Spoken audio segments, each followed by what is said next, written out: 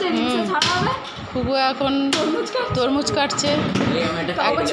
একটা ফালি কাটা হয়ে গেছে ছুরি দিয়ে, আর একটা কাটছে এখন।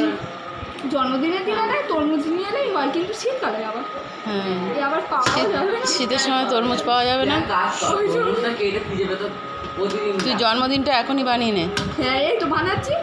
ভাই গান গাইছিল না হ্যাপি বার্থডে, ইত্যাদি এ তো খাই শুরু করে দিয়েছে। আরে কাটতে যাবে অ্যাট লাস্ট তো আমার কাটা হাত দিয়ে তুলে দে।